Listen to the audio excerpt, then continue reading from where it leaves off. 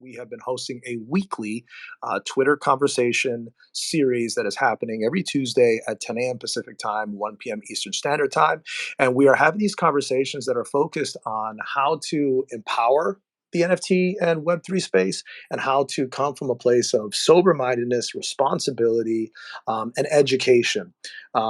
Keep in mind that anything that we say today and anything that you hear today is not legal advice. It is not financial, tax opinions, or advice that are being shared here or given in these Twitter spaces. All comments and conversations are for informational purposes only. We are not registered investment, tax, or legal advisors in the financial investment or tax spaces. And keep in mind that trading any crypto-related blockchain asset, including non-fungible tokens, NFTs, can be extremely risky, is very risky, and could result in significant capital losses and unexpected tax liabilities. Very, very important. Everybody is aware that anything that you hear today is, proverbially with a grain of salt, but it's coming from very, very incredible minds and professional people in the ecosystem. So I'm happy to see 19 Keys in the room. One of the more important current thought leaders in the African American communities. My bro, we worked together just recently at NFT LA with the Reform Alliance, who are the gentlemen that are doing incredible work alongside Jay-Z and Meek Mill to work towards prison reform. We also have Emmy-nominated director Christopher Folkens in the audience that is here, and more people are coming in. While we are continuing to warm up, let's pass the mic over to Mitch. Mitch, maybe you could just give us a quick hello, introduce yourself, and we can pass to Ira, and then we'll go to Maneisha. Absolutely. Great to be here, David. Hey, everybody. It's good to see you, David. I'm about 45 minutes south of you in the OC, 2009 Orange County Trial Lawyer of the Year, 2013 California Litigation Lawyer of the Year. Just sharing that for context purposes when it comes to any litigation-related conversations I have that may affect directly or indirectly the tax consequences of NFTs. It's good to be here. Ira, passing the mic over to you. Hello, everyone. And Mitch Jackson is an incredibly great trial lawyer. So if you need a trial lawyer, I would strongly suggest that folks contact him first.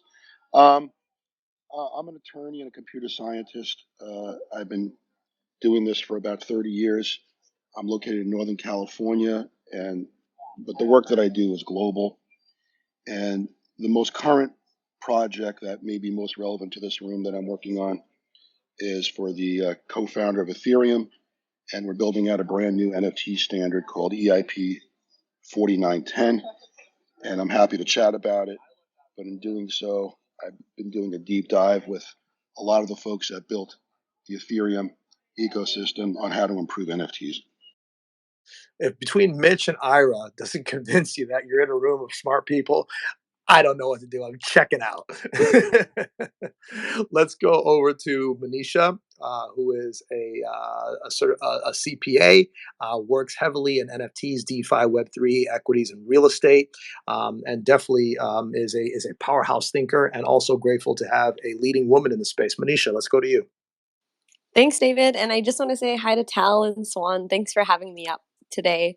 I should preface this with my voice might sound a little funky because I am recovering from COVID, which is always a fun time. But a little bit about me. I'm actually a Canadian CPA, but I do work with startups and businesses in the States as well as Canada. And I have a lot of Web3 clients, actually. Some of my noteworthy ones are Voxies or Always Geeky Games, and then also Boss Beauties. And then I'm also now working with a few other projects and helping them kind of get set up from a financial perspective and then business operations and growth perspective as well.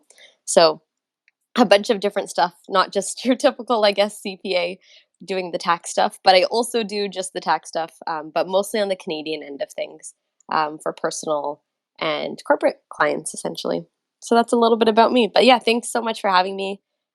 I love the space and deeply, deeply ingrained in it. So thanks. Great having you here, girl. Thanks, Tal.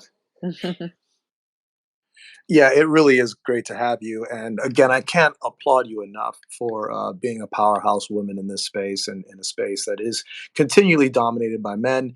And, it takes not only sophisticated gals, but, gals with gumption to be able to navigate these waters sometimes. And I really applaud you for being here and being who you are. With all that being said, we'll start sort of a general conversation.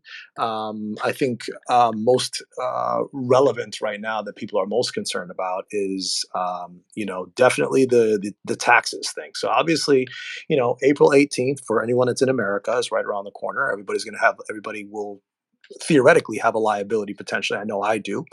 Some folks are filing extensions.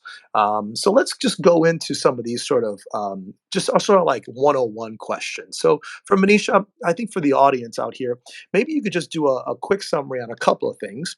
First, what is the distinction between a short term and a long term capital gain? And then what is considered a taxable event? That's a great question, David. And actually, if you don't mind, because I am out of practice a little bit in the States, so I don't do it as deeply anymore, but I do obviously know the differences. So I want to preface this with I am a Canadian CPA, but I do know the generics and everything, kind of like the general ideas behind it. So if you're kind of starting your journey, just take this as informational purposes, not specifics. Don't take this as tax or legal or other kind of advice. Um, but I'll start with kind of what is taxable events, and I'll maybe make this dual jurisdiction in case we have some Canadians in here too, if that's okay. The concepts are quite similar actually between Canada and the States in most circumstances. So oftentimes when you go from fiat to crypto, that initial purchase into the crypto space, that is not a taxable event. That's just you purchasing and buying into an asset class, if you will. But anything you kind of do with that crypto will typically result in a taxable event or in some tax implications at some point. So if you take crypto and you exchange it into another cryptocurrency, that's a taxable event. If you use your crypto to make a purchase, such as purchasing an NFT, that is a taxable event. And then also, if you take crypto and then you change that into fiat, that's also going to be a taxable event. And so I think one thing where people get really bogged down is they don't realize when you're buying an NFT, there is actually a taxable event happening. And then also, not just when you're selling it, and then also when you're converting back into fiat.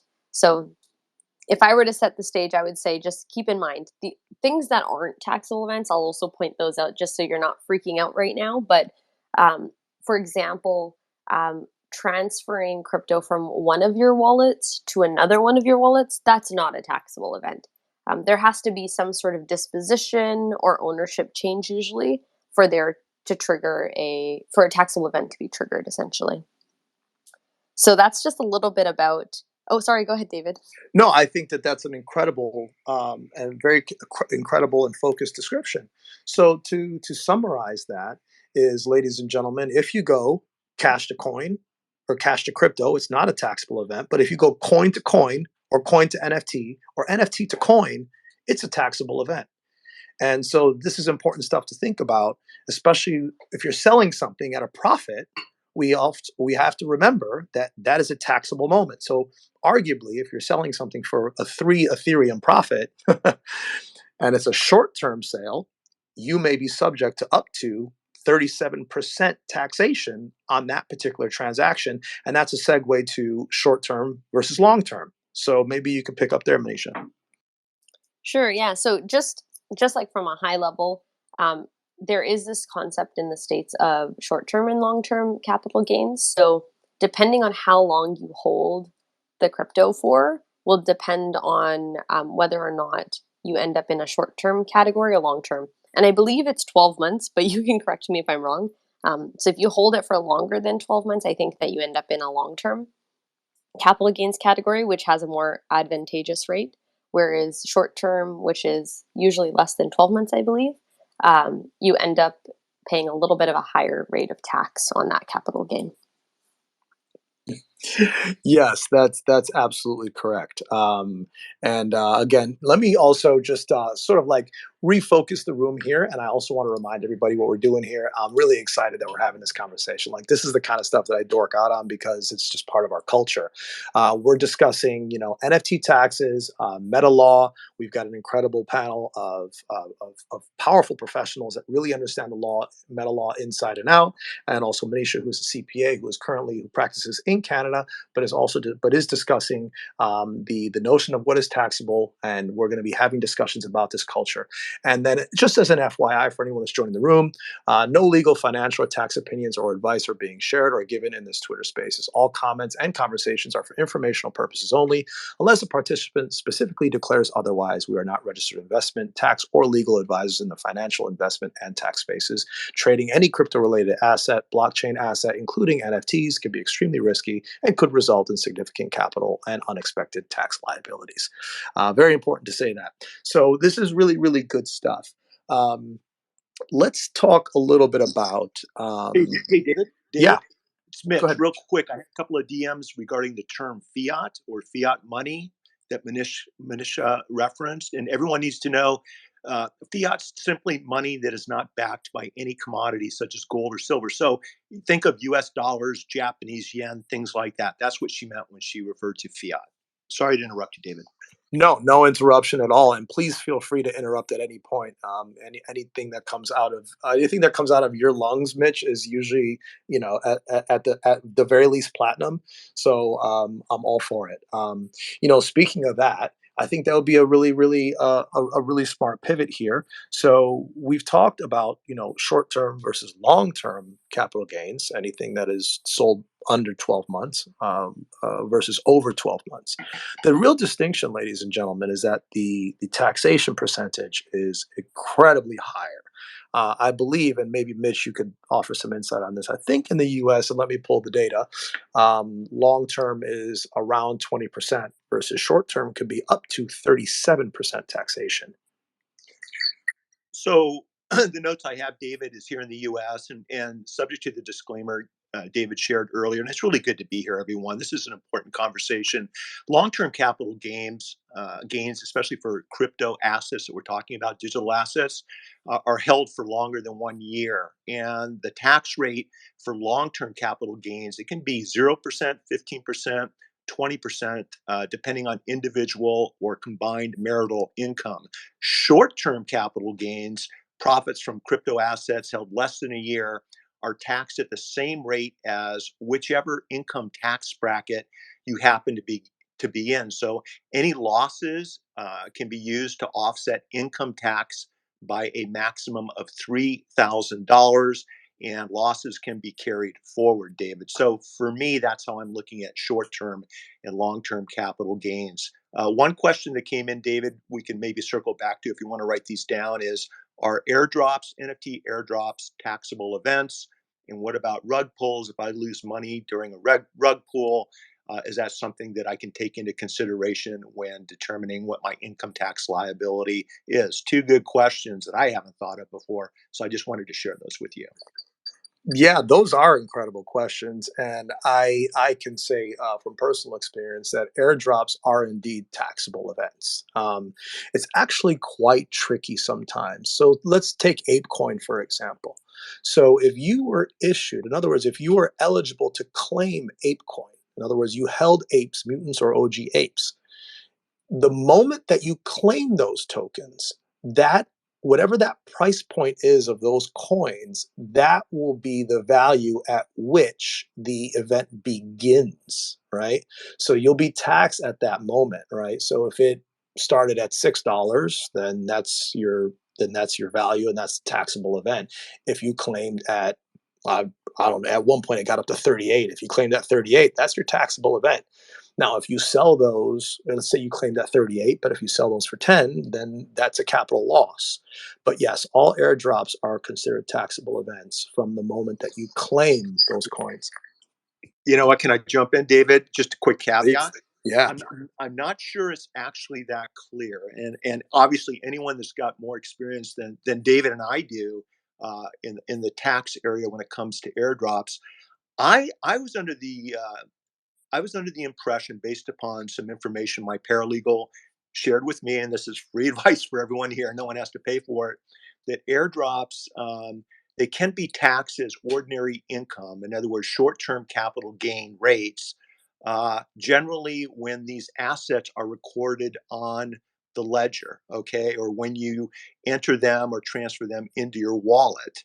Um, so if you don't make the claim and you don't have control over the asset, there's one train of thought, David, where it's not a taxable event. Now, there's another train of thought that just because you decide not to accept the airdropped NFT doesn't mean that you didn't have the right to accept it. And if you could have claimed it when you didn't, it may still have a taxable consequence to you as a buyer or as an investor or as the receiver of this airdrop. So I think it comes down to, on this issue, which accountant or CPA you're talking to, how much weight they're putting on different IRS here in the United States recommendations and guidelines. And I think it's a gray area, if I'm not mistaken. So I just wanted to jump back in. And this is why these conversations are so important, because sometimes, we'll hear one thing when in fact it's not black and white. There's a gray area. And can anyone else shed light on airdrops and what your thoughts are on the taxability? Because we're all getting them. And so the next question is, how do we handle these unexpected free quote unquote NFT airdrops when it comes to reporting taxes? What are your thoughts, everyone? Ira or Maneisha, any thoughts there? I think maybe just to add some color, I've been hearing. Oh, sorry, Ira, I just saw you on mute as well. I'm going to defer to you on everything tax. I'm too cowardly to give a view. Well, it's actually interesting. So this isn't actually even my view, but I have some colleagues in the States, and it's kind of like I guess you can say like a thought group where we just bounce ideas off of one another. And I've heard both perspectives, Mitch, that you mentioned. And I know that some accountants, just to reiterate what you were saying and to kind of provide some substance toward it, that I actually am seeing that in practice, that accountants are taking two different approaches on airdrops. Mostly the timing, like you mentioned, in when it's got to be brought into income, which is one of those gray areas. But I'll give you like a fun little fact for anyone who's in Canada. But those actually don't necessarily need to be brought into income. Just depending on the circumstances. Most of the time, you probably don't actually have to include airdrops as a part of your income, unlike the States. So, Maneisha, while we're a quick question on that topic is the distinction between an airdrop NFT versus, say, for example, claiming coin like an SOS or an ENS coin, Yeah. or eventually a MetaMask coin or the Ape coin. Any thoughts there? Yeah, so I think this is actually going to be very important. I think this is probably one of the biggest benefits of working with a tax professional because, like you said, they're not all facts and circumstances are going to be the same for everybody, even in terms of how you're operating. I'm dealing with a lot of people who are also considered day traders in Canada. So they're not even subject to capital gains tax; they're subject to income tax. So there's no they're at different rates as well. And so when we're thinking about where the income comes from, when it gets taxed, all of that changes depending on what categories you fall in, and then also the circumstances in which you receive it. So I think we think of airdrops as a few different things. And they could have very different consequences, but you're right. Like the SOS, the ENS, those are more claimable tokens that came up after the fact. But there could also be airdrops where you held an NFT and then you were given additional NFTs, or sometimes people consider airdrops like giveaways. And, giveaways are just essentially gifts that you're getting from winning like a raffle of some kind. And so all depending on exactly what you're considering to be an airdrop, it actually could be something different. And so I think this is very important this is probably where it's really important to talk to a tax professional of some kind, just so you can make sure you're making the right distinctions. because it may not just be clear cut, and there also might be opportunity for you to take different positions depending on your risk tolerance. So, yeah, I will. See if I can intervene for mostly please. entertainment purposes right now. But this has been an issue that's been permeating the crypto space since near inception, and so I just want to throw this point out there. And I'm partially joking around, but part of it's serious. But there's a whole concept of dominion and control that matters or may matter when it comes to airdrops. And I have here in my database an Irs Revised Ruling from 2019. It's 2019-24, and it discusses airdrops and dominion and control. So for the nerds in the audience, you might be able to Google that. But it just dawns on me that there is a dilemma that's faced when someone gets an airdrop. And, let's say someone gets an airdrop of the most incredibly obviously illegal thing, a token. And let's assume the valuation on the free market is high.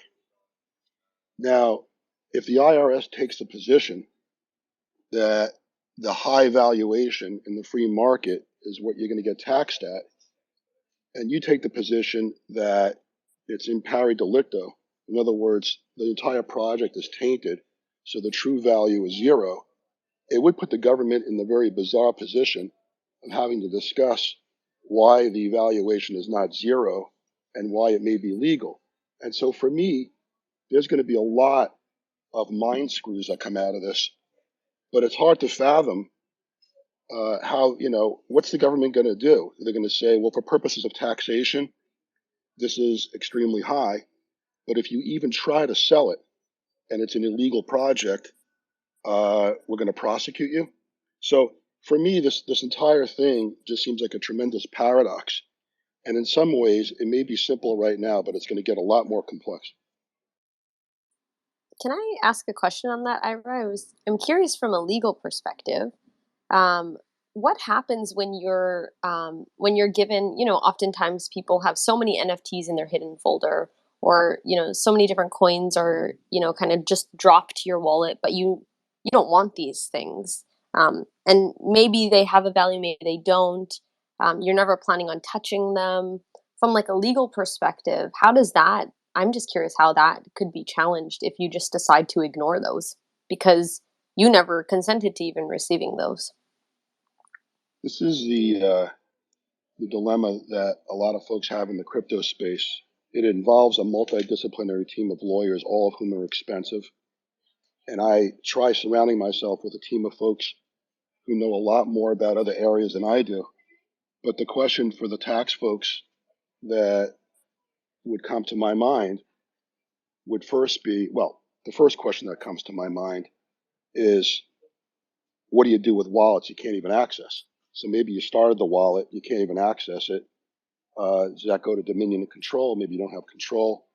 But let's get past that one because that's a social hack. The real question right here is, should somebody who has email or the blockchain equivalent, which is a wallet address, be charged with receiving spam, which are airdrops, directly to their wallet for the taxable events? One could see a scenario where if you sign up and you have an agreement and the agreement provides for airdrops and then you get one, well, maybe someone could argue it's a dividend or whatever they want to argue under tax law. But if someone literally just gets an airdrop of something, this is me, just no legal advice here. I would be arguing that there has to be some volitional control. People can't just spam you and all of a sudden make you have to pay taxes. So at some point, I imagine where this is going to be evolving to would be to have somewhat of a standard where someone has to have a volitional act. And it's going to be hard to differentiate, admittedly.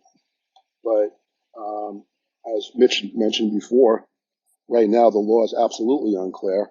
And if you were to go back and look at the guidance that I mentioned earlier, they took a very, very simplistic approach because it was kind of like in 2019, which was the pre-robust NFT era. So they were just faced with mostly crypto coins that were highly liquid. I don't know what they're going to go ahead and do, but I don't like the idea that somebody could be spammed and now they have a taxable event with no volitional control over the receipt. Yeah, Ira, I don't know. that's a strong consideration. I have been sort of filtering through, my reconciliations, and I have had NFTs airdrop to me that came in at a $0 value, arguably because they were airdropped.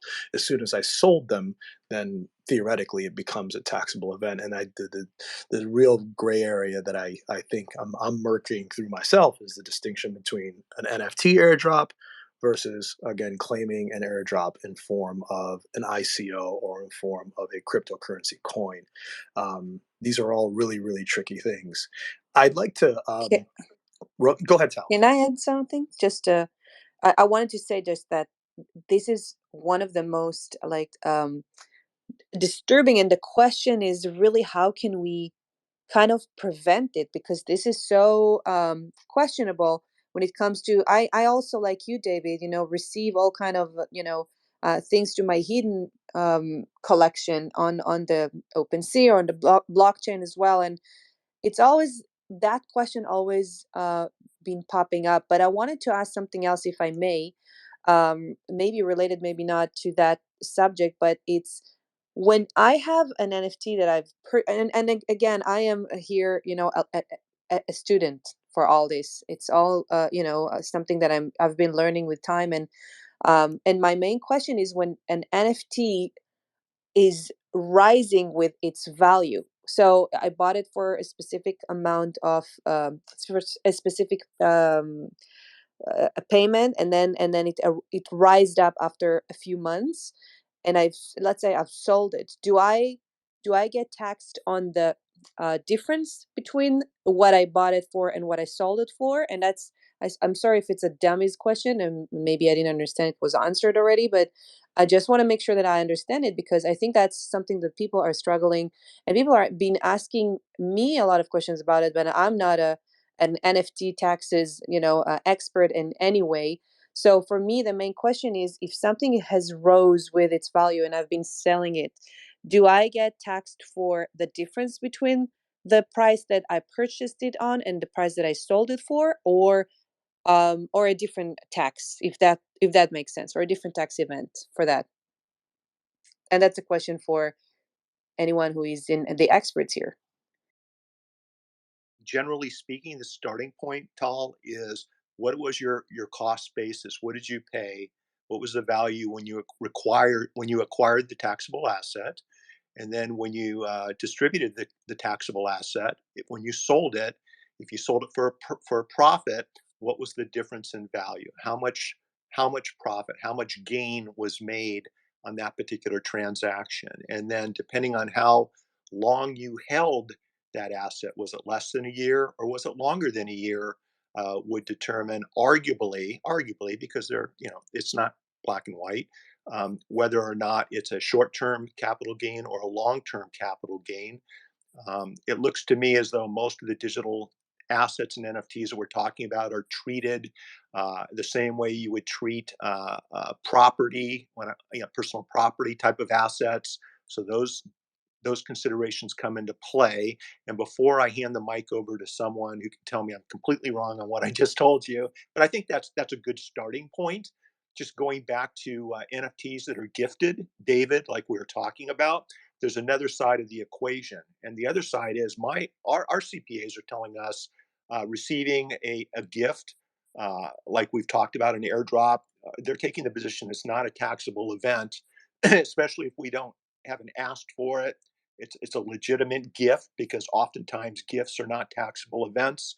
But there's another component that we didn't even touch upon, and that is if you donate um, a gift to someone else, at least here in the United States, and the value of that NFT is $16,000 or above, then you may owe a gift tax and be required to file IRS form, excuse me, 709. And so there are tax consequences to the person giving someone else an expensive NFT. So you want to keep that in mind also. But Tal, coming back to your question, it's the difference between what you paid and what you sold that NFT for at the most basic level, assuming you're doing this as an individual and you're not taking advantage of doing these transactions as a C corporation or some other legal entity, which offers additional ways to reduce your tax liability. You Perfect. know, Thank you so much for that, Mitch. That's you know, that's great alpha. And this is the kind of stuff that I think as all of us we need to be really paying attention to, because it's very easy to get caught up in the hyperbole of selling something for a profit, but then not taking the position of, wait a second, a certain percentage of this, arguably, if it's a short term, if you're flipping it, it's definitely short term. 30 to 37% of that is going to have to be paid to Uncle Sam, and that's how a lot of folks are getting kicked in the stomach right now, getting hit with these large tax bills. Um, I have a quick question that I think a lot of folks in the audience. I see VGF and Taylor WTF are Jedi. Definitely some builders in the audience here, and so grateful to see you guys here. And we're going to open it up for questions. I see a couple people have requests. There are a lot of builders in this room, and there's artists in this room. And as artists, and as builders, and as entrepreneurs in Web3, we oftentimes have independent contractors. So we have folks that we pay ETH to provide certain services, whether they're a Discord or community builder, whether they're a social media expert, whether they're a Web3 PR company, et cetera, et cetera. I think it's really important that as independent artists and entrepreneurs, we keep track of that. So, can you guys talk a little bit about how and if these entrepreneurs can write off that outgoing Ethereum, and what's the best way to track that? I am here to learn from everyone else, and I'm being very, very honest about that. Yes, you want to pay attention to your business expenses. Okay, what you're paying other people to do, and talk to your tax accountant, your CPA, as to whether or not it's a write off. Right now, a majority, and this comes to David why I'm speaking at the CEX event next month in Scottsdale, Joe Paluzzi's and Brian Clark's event, because we're going to be sharing with creators different ways that they should be doing business to minimize their tax liabilities and maximize their profits. And right now, most of the people engaging in everything we've been watching over the last year or two in the NFT space, they're individuals, and they're not taking advantage of these business deductions. A majority of small business owners in the United States are doing business when they are using legal entities as pass-through legal entities. We're talking about sole proprietorships, limited liability companies, S corporations. There's another type of corporation, a C corporation. It's not a pass-through entity, and it separates the owners when it comes to taxes and business liabilities and everything else. So what you want to look at is when you're doing business and you're paying third parties for their professional services, whether they're independent contractors, whatever it might be, you're hosting fees with the platforms that you're hosting your NFTs on. What you want to do is, if you're doing business as a legal entity, so whether it's a pass through entity like I talked about, or even a C corporation, you're going to want to sit down with your accountant and just quickly go over these 10 things. I'm going to whiz through them real quick. But by doing business and everything we're talking about as some type of legal entity, number one, you can probably minimize your overall tax burden much more so than if you're doing so as an individual. Number two, you can carry profits and losses forward and backwards. So you can take advantage of something bad that happened last year or this year and carry that loss forward to help offset your tax liability, or your accountant or CPA can. Number three, you can accumulate funds for future expansion at lower tax costs. Number four, you can write off salaries and bonuses because you're doing business as a legal entity. As a sole proprietor, it is what it is. You're making money, you're paying taxes. Well, what if you were a sole proprietor that happened to be a C corporation or an S corporation or a limited liability company who is on salary? And so you're creating these additional expenses that you might not normally have as an individual. You can deduct 100% of medical premiums and other fringe benefits. You can set up things within your company, whether it's employee health insurance, whether it's in retirement plans, that allow you to create additional expenses and deductions that offset your taxable income, obviously, consult with an accountant first. You can write off charitable deductions. You can carry losses over multiple years.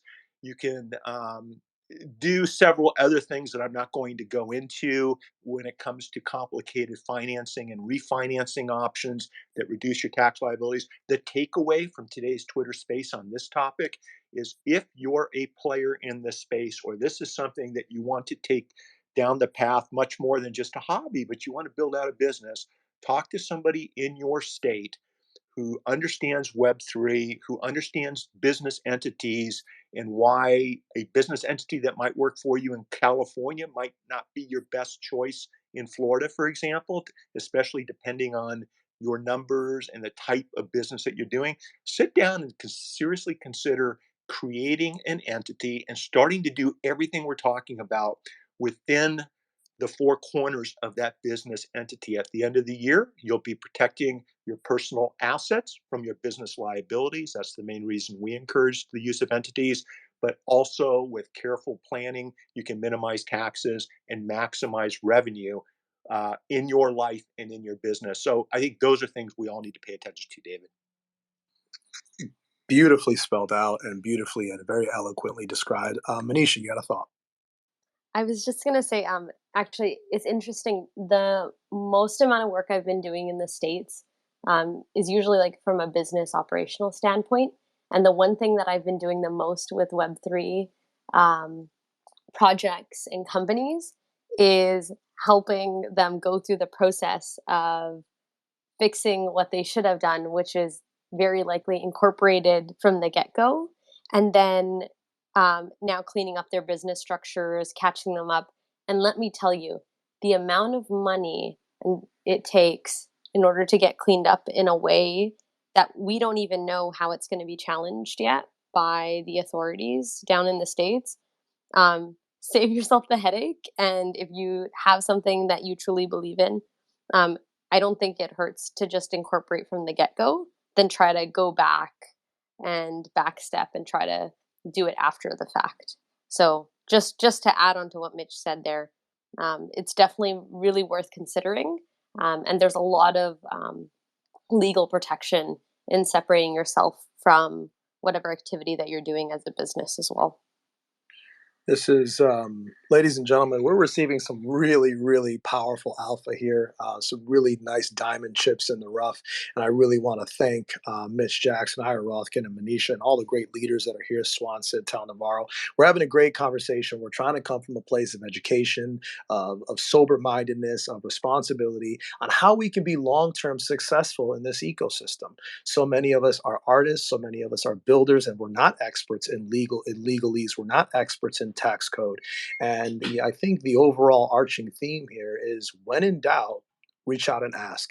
So I'm so grateful that every week we're providing these spaces with Tal and Swan to be able to provide information, cultural stuff that is about building and empowering our community, and giving good information back to the ecosystem. I think this is a good place to pivot a little bit. We've had some great conversation on taxes. One of the things that obviously is always on the tip of everybody's tongue, and Terry, I brought you up. I know you had a question. Yvette, you had a question as well. Shout out to Jay Rich, who's in the audience. Is the artist. We are art forward, right? And we always have questions about art, specifically around intellectual property, and these sorts of things. And so, even around music, whether it's meta fashion, whether it's a PFP collection, and things like that, the most glaring case study right now is obviously the Bored Ape Yacht Club, with the commercial license use of apes, but not necessarily the intellectual property rights of the Bored Ape Yacht Club, and also the groundbreaking acquisition of Larva Labs by Yuga Labs, and what that means for the CryptoPunks. So I give all that preface because I think it's a cool pivot to talk a little bit about intellectual property. And Ira and Mitch, you guys would be sort of experts in this space. If you could talk a little bit about sort of the do's and don'ts of intellectual property from an artist perspective. All right, I could probably start off with that generally. I'm happy to answer any specific questions, but we have a list that's a mile long. But I think that the key thing when you're talking about IP is you're pretty much talking usually about copyrights and some trademarks. And so for artists who want to go ahead and work with others on a project, the first thing would be to figure out who owns what. If you're collaborating with other folks, you probably want to enter into a copyright collaboration type of agreement. If you're a project that's just getting started and you're going to hire artists to work with you, as Mitch alluded to, you'd want to probably start an LLC or a corporation. And then you'd want to have that corporation sign up all the folks on your team, usually as contractors, sometimes as employees, and that distinction is important. For example, when you can, you'd want to make whatever the IP agreements are, what's known as work made for hire agreements, and that has a special status under the law for that corporate entity owning all the IP arising out of the work product.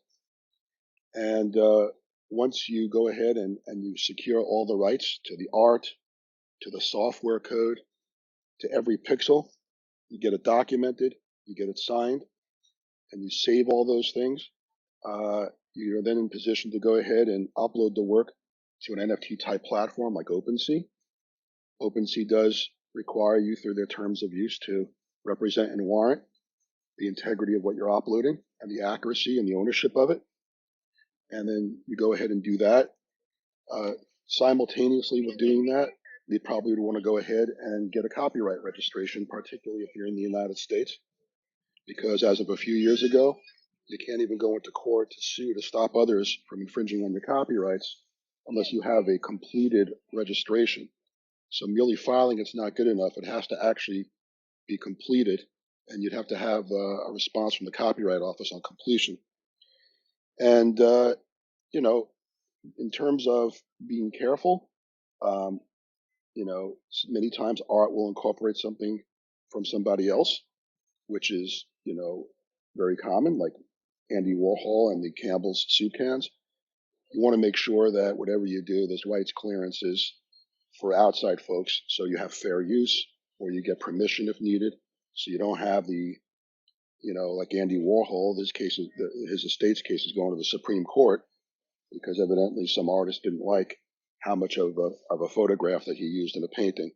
So you have all these nerdy issues, these rights clearance issues that you have, and that's commonly found in Hollywood and movies. You have them here in micro doses in whatever art or project content manifests. So I'll stop right there and see if there's anything else that you'd like me to address. I think that you definitely touched on some really important stuff. Oftentimes as artists, we're so interested in getting the art out that we're not thinking about the protections that are required.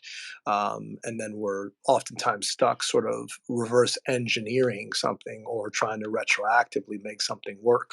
And things will come up. And so, thank you, Ira, for that great explanation. I think there'll be more targeted questions as we go forward. Maneisha has her hand up, and then we'll go to Terry and then Yvette.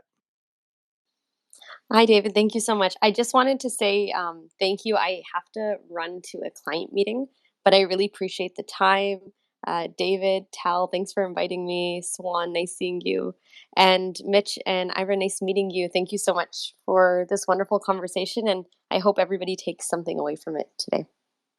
Thanks for coming, girl. Thank you. Thank you for being here. Much appreciated. And thanks for your great insights.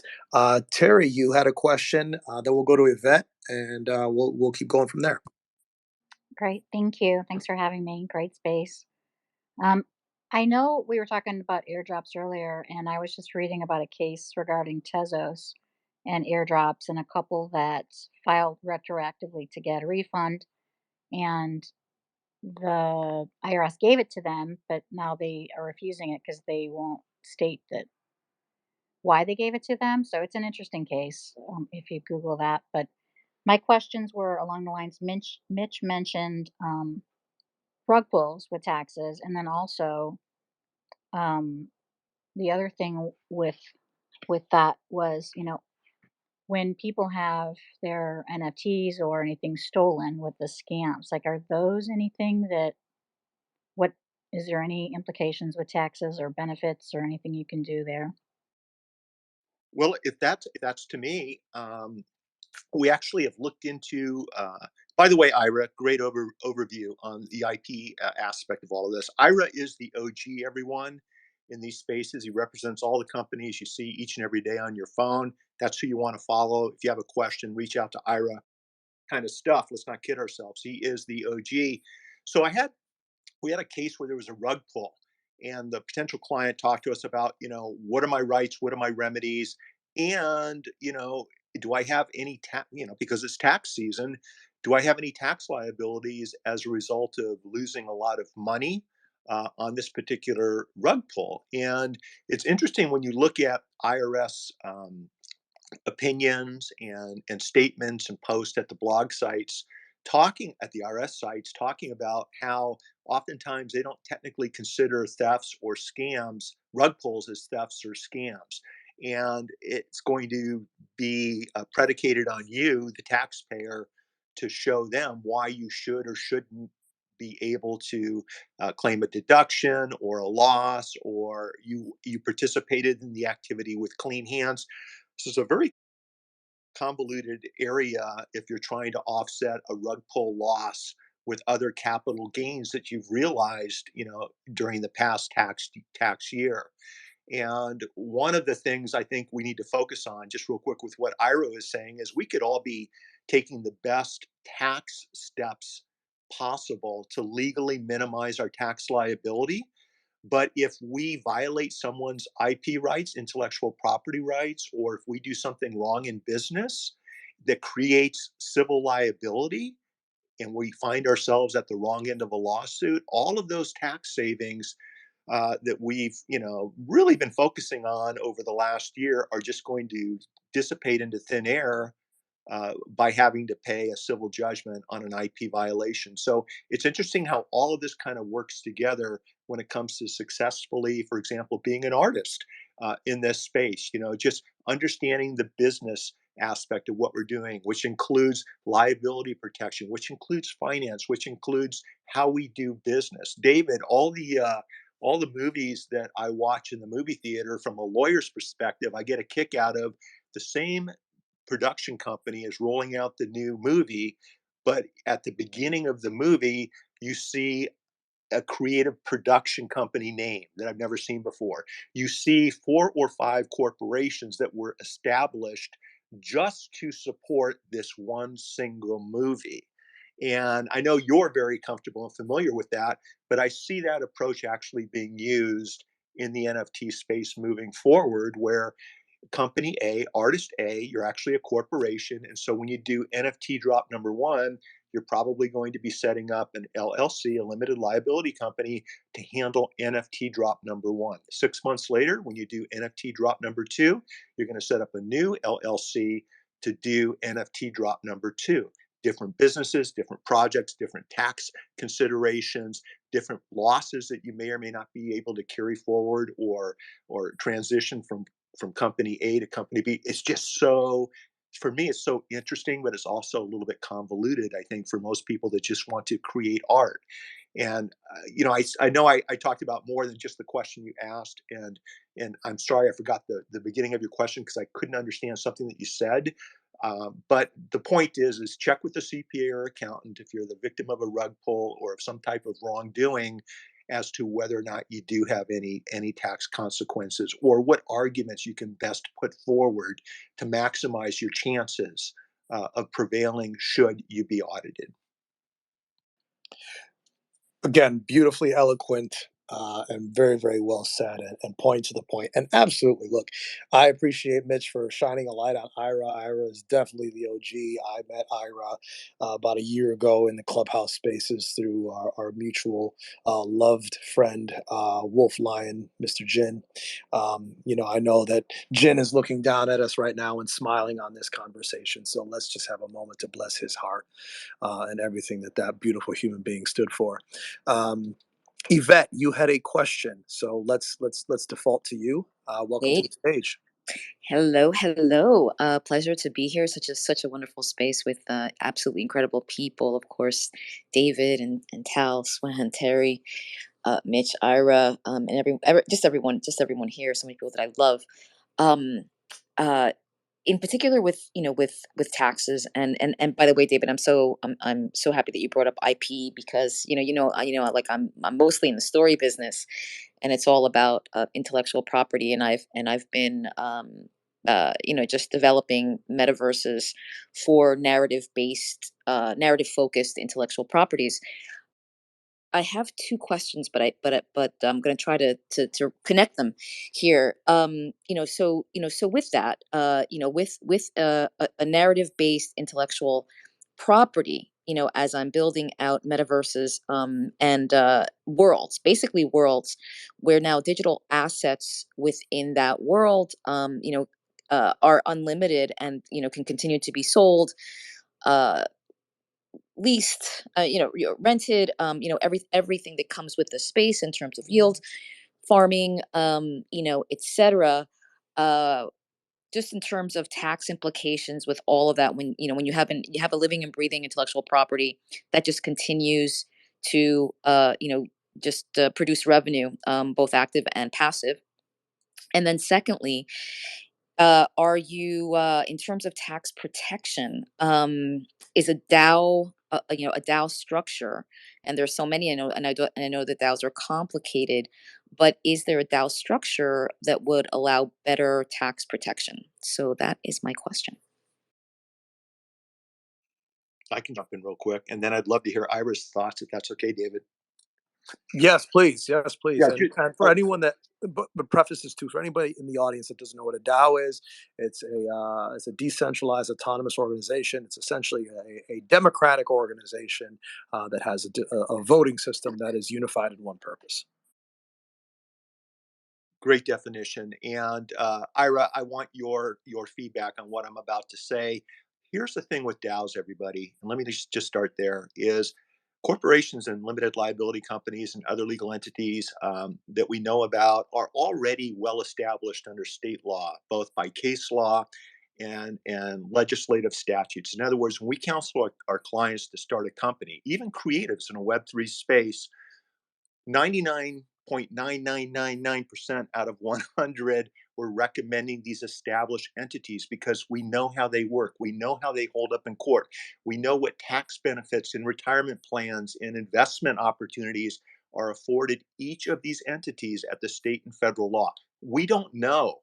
We don't know what's going to happen if there's a claim, an issue with a DAO in a court of law right now. You don't want to be the first business owner of mine, and we're not going to let our clients do this, be that test case in the Orange County Superior Court or one of our local federal courts to determine whether or not they can or can't do something under the umbrella of this FOMO term DAO. I love decentralization, everybody. I get it.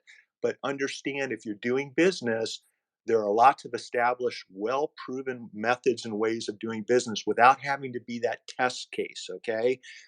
But if for whatever reason you want to either offer your services or add value to your local, national, or global community through the decentralized autonomous organization type of environment that a DAO affords, what we're talking to our clients about is creating this legal entity first, corporation or limited liability company, and then having that company be the entity that creates the DAO. Okay. And so you're separating any DAO liability using this entity from your personal assets. That's something we always focus on with our clients. You're also creating an environment where if you're an investor, if you're a venture capitalist and you have the opportunity to invest money in a startup, you're going to invest money in startups where you know what the brand is, you know who the players are, you know who's running that new company. You're not going to put your money in a DAO where you don't know who's making this, who's calling the shots, who's actually making all of the important decisions behind the scenes in some third party unknown server someplace. You don't know if through some type of voting rights DAO environment that you're going to get a bad actor that comes in. And once that person's exposed, it ruins the entire brand of the DAO, and it can flow back to the investors. And so there are a lot of issues involved with doing business that way. Although I am a trial lawyer and have been for the last 35 years, David, I know you know this. I'm super excited because my son's graduating next month from the University of Southern California Marshall School of Business. 2 months ago, he and I created a new agency. It's called Maneuver, and we're helping traditional companies transition and maneuver into the metaverse. And in answering this question, one of the components are, what do these companies need to know and do if they're generating, passive revenue, active revenue, everything we've already talked about today? What do they need to do to protect their business interests in the virtual spaces? We haven't even talked about human resources and how improperly trained employers and employees and team members participating in a way that causes wrongful or harmful behavior in a metaverse environment, that creates liability for a company. Human resource laws, rules, and regulations offline apply online. So you're doing your tax avoidance under the law protocols. You've set up your business entity. You've satisfied all your intellectual property needs. Now, what happens when you have some idiot working for you that's sexually harassing another teammate in your metaverse environment? That creates liability that could dissipate everything else we're talking about. And so I'm glad you brought that up, because in summary, the rules and regulations that apply offline in the real world, more than likely, if not almost always, apply in the metaverse spaces, and take into consideration and Ira, I'm just going to hand the ball off to you with regarding DAOs. You have a client come in, they're telling you they want to create a DAO to help support this new business idea that they want to roll out the door. What's the first thing that you talk to them about? What do you tell them when it comes to this whole DAO FOMO conversation? Well, I tend to I do a more conservative approach. And DAOs are something that was envisioned with the start of the Ethereum ecosystem, and they're alluded to even in the white paper. But many folks are using DAOs in a way that is kind of a caricature of what they were intended for. DAOs are really, really good at doing narrow, automated tasks that are blockchain centric. But DAOs could actually be a terrible use case if they're primarily designed as a method of doing risky things and trying to escape responsibility for them. I'll give you an example. Um, if you go ahead and start an LLC or a corporation, you have some predictable case law. Many times people use an LLC or a corporation from Delaware, which has a rich history of case law. Lawyers know how to help clients conduct themselves. And in a very large number of instances, people they'll be immune from personal responsibility or liability. There's definitely exceptions. If someone's engaging in criminal conduct, they could still be prosecuted for wire fraud, and no corporate veil will protect them. Same thing, ironically, for many copyright cases. It wasn't like when Napster was started back in the day that the individual executives didn't get sued too. They did. So corporations and LLCs are not the end all on providing immunity from personal responsibility, but in a large number of instances, they're good. They make it so that in many instances, you're not going to be joint and severally liable with other shareholders. They make it so that for garden variety torts like slip and falls and things like that, those liabilities won't exceed what the assets of the company are. DAOs. So Ira, I have a quick question, and I want to just bring this to some of the audience members here, because sometimes these dialogues can get a little bit over folks' head. From an artist perspective, what is and I guess if we could dilute it as much as possible, what is the safest way for artists to protect themselves? So an artist says, hey, I'm a photographer. I'm going to mint a collection of 20 images, or I'm going to do a small collection drop. Maybe you could just talk a little bit about the distinction from a liability perspective of just doing it as a person and not even having a business entity, or having a sole proprietorship versus an LLC, and why an LLC offers better protection. Okay, so let's start off with why DAOs do not. And that is because in many instances, DAOs are not incorporated and they're not arising out of an LLC. And when you have a scenario where a group of folks get together in an enterprise and there is no kind of corporate or LLC shell around it, or formality around it, that may be looked upon as a partnership. And in a partnership, you're extra vulnerable because anybody in the partnership could be sued for the acts and the misconduct of anyone else in the partnership, which basically means that if you have any assets at all, particularly if you're wealthy, DAOs are a terrible idea to be involved in, especially if you yourself are participating personally. If you have a corporate entity owning something in the DAO, that may be a different scenario. So DAOs are really, really, really bad for a large number of use cases. Now, as Mitch was alluding to, there's a whole bunch of DAOs that have clever lawyers who help form them that arise out of, say, a Wisconsin or New York or Delaware LLC. But those still kind of raise everyone's eyebrows because it's like, why even call it a DAO, except maybe it's a marketing thing?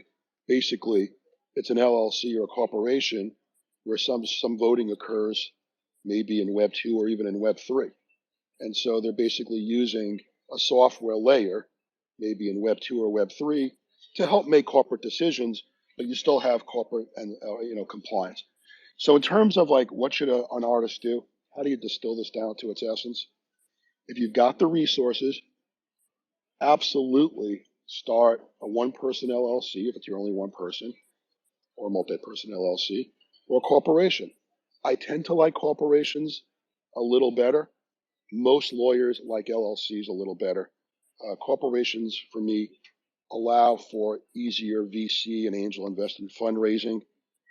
Both could, but I think corporations have a better chance at being able to have investors understand them.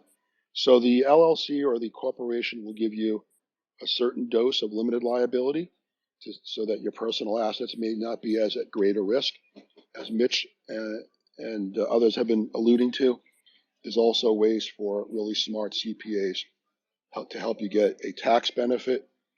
If you do an LLC or corporation, then make everything you sign, every deal you do, be on the corporation's behalf. So you don't just sign it personally, you sign it as Mitch Jackson, let's say, CEO of Nuco Corporation.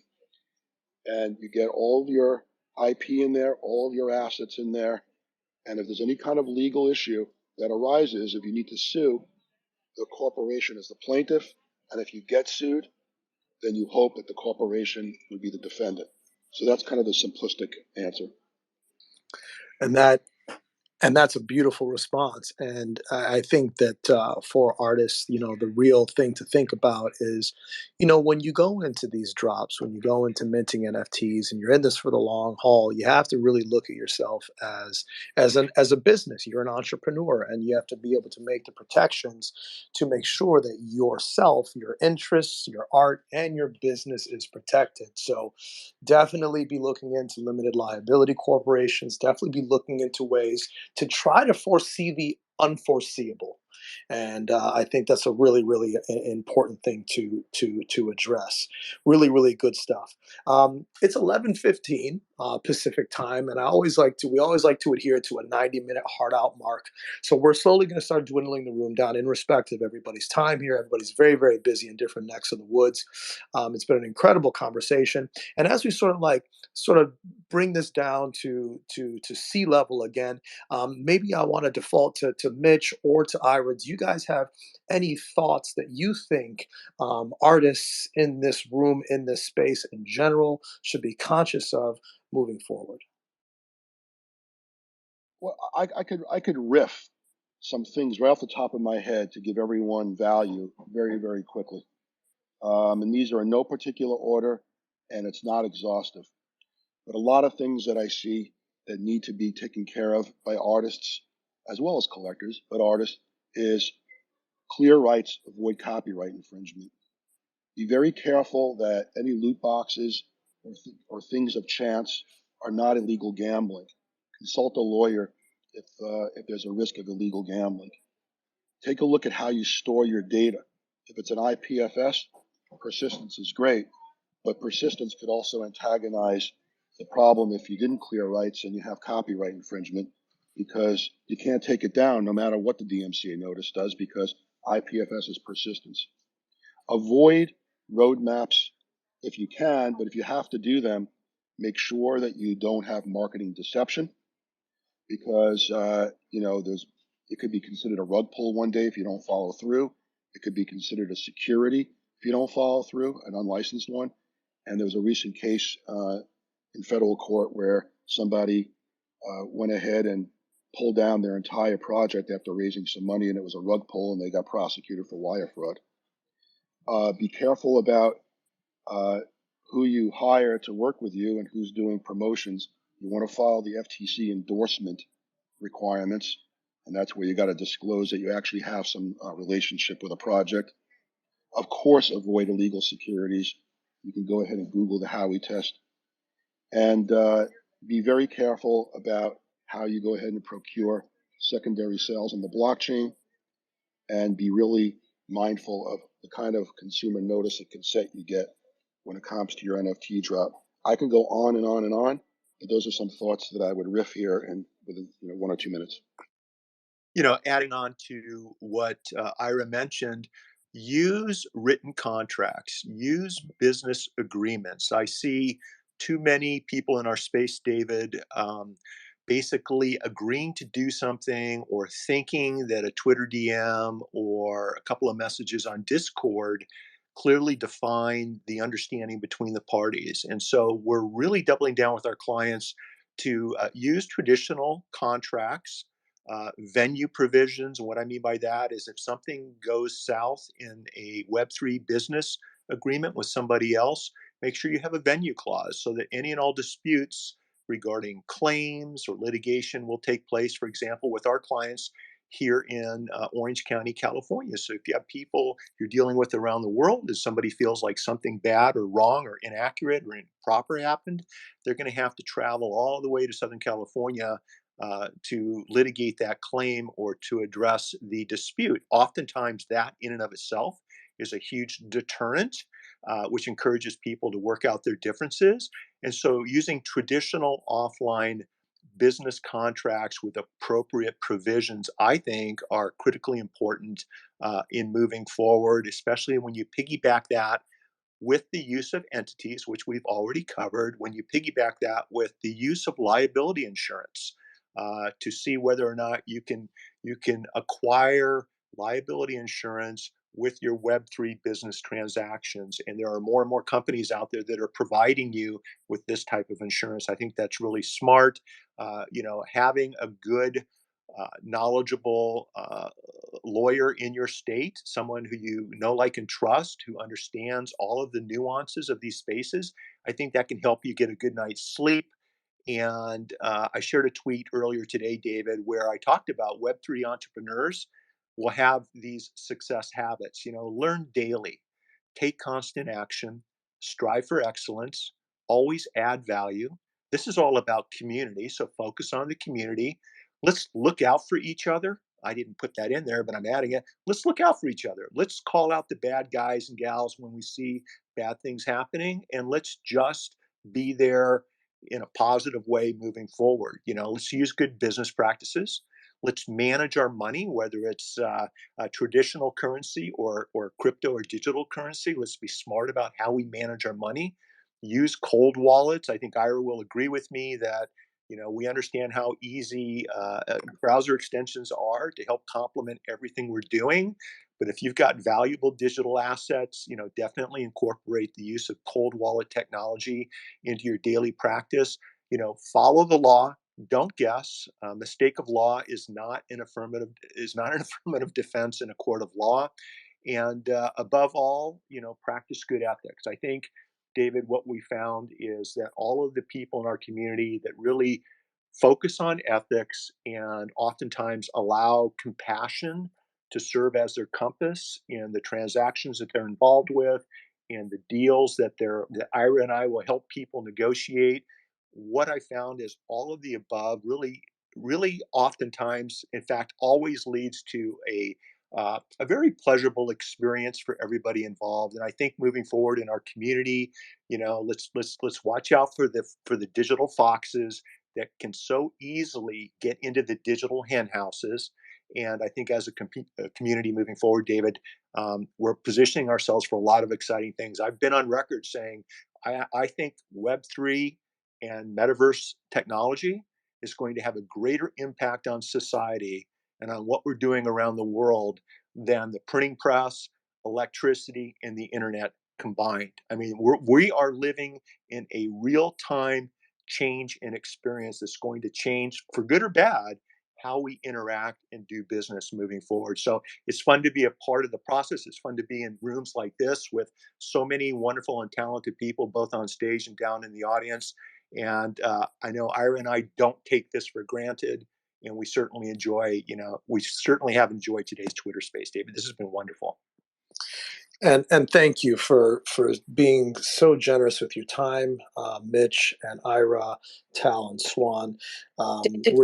Before you wrap up, I just want to Yep. say one more thing, if that's okay. Please do. All right, great. I just really wanted to thank Mitch and Ira for all this amazing information and knowledge. I mean, for me, I am very very young in the everything related to tax and NFTs and crypto. I am just a learner, a student. I'm also multitasking here in the back with a baby, but I was listening all the time, so I couldn't participate much while doing that. But I am just so overwhelmed with so much information that you guys have brought to me personally, and I'm sure to so many people here. And David, thank you so much for pivot that amazing conversation and creating it. And I just really wanted to appreciate you both. It's been such an amazing room, and everyone here. I just really, really enjoyed it so much, and I think I'm going to listen to the recording of this again and again, and get more and more familiar with this. So thank you so much, because that was a missing component in all the Web3 for me since a long time. So thank you so much. Back to you, David. Thank you. No, absolutely, Tal, and I cannot continue to echo how grateful I am, and how grateful people in this room are that we get to hear, very, very serious legal minds talking about, the benefits and the pitfalls of working in Web3 and the things that we should be doing to protect ourselves. I think a very simple overarching theme for anybody that's in this room is I always reinforce this to my fellow artists and my fellow Web3 builders. Contracts keep relationships intact more than not. Make sure you have agreements with your collaborators so that there's lines that are drawn in the sand so that people know where they stand moving forward. Because invariably, we're human beings. We are fallible. We will forget what we said. We will not make that deadline. We may fall short in different departments of our production workflows, and those can create hiccups and they can create headbutting. And when those headbutts happen, invariably they will, it's just really important that everybody knows what the terms are, what the deals are, so that there isn't any gray area. Really do the best that you can to protect yourself, protect your relationships, and protect your art. We're dwindling down. We have a quick moment. I know, Sean, you've been waiting patiently. I wanted to just give you a quick moment if you have a quick question for this panel before we wrap this up, sir. Thank you, David. Thank you, Mitch. And I share the same sentiment that Tal Navarro also shared. I really appreciate your guys' time. My question is very quick and short. It's more of a connection between ERP systems where we're trying to create structure with small businesses, and seeing how you guys think that companies like Oracle NetSuite would connect into Web3. When is the perfect timing for us to kind of position ourselves for the NFT marketplace with creators and artists? And of course, you guys have plenty of information, plenty of knowledge to share. What's a good position for ERP systems like NetSuite to come in? You got to decide what the best use cases are for Web3 and for decentralization, and then it becomes an engineering issue.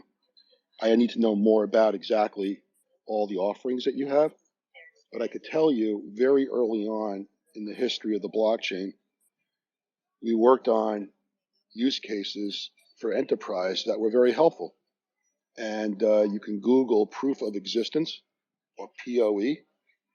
But I would imagine that if you want to talk about just one example of many where the decentralized ledger, or maybe perhaps one of the most reliable trustless databases in the world, could be used, it would be used. One example is somebody creates some IP and they can go ahead and hash it. And we all know what a hash is. It gives a unique string to that IP that's very, where there's not going to be two hashes that will be the same. And you write that hash to a blockchain, voila, now you have a proof of existence. That's very helpful for intellectual property ownership, perhaps who creates something first. And I saw back in 2013, 2012, 2014, IP systems that every time an asset was made, the hash would be written to the blockchain. And many times that was very helpful to preserving the integrity and going to court and using it as evidence of first creation or first ownership. So you could take the idea of that, or the proof of existence, and think about how you might be able to benefit from writing certain things to the blockchain that would allow folks to preserve the integrity of the various types of processes that you're working on. I hope that answered your question, Sean. And keep in mind, not only are these two gentlemen and everybody on the stage been very generous with their time, they're also generous with their connectivity. So if you heard something that moves you, that inspires you, DM people, follow people, reach out to people. This has been a very, very incredible and safe space for us to learn and fortify our community and become better at this complicated world of Web3 and the metaverse, and not leaving this room with any sort of doom and gloom. The inspiration of this is that we're here and we're creating something that is new, but it's groundbreaking. To Mitch's point, we fundamentally, I agree, I'm very bullish that blockchain will be involved in everything that we do. And if you're here right now and you're listening and you're curious, you're already way ahead of the game. And I applaud you all for being here and taking time out of your busy days, no matter where you are in the world. So thank you, Sean, for your question. FD, I'm sorry I didn't get a chance to get to you, but feel free to back channel people in honor of everybody's time. Mitch Jackson, thank you so much. Ira Rothken, thank you so much. Tal Navarro and Swansit, thank you all so much. You guys are incredible human beings. And follow everyone and go out there and continue to create and be your best self every single day. I'm going to close the room down in about 30 seconds or so. So take your second to make sure you're following everyone.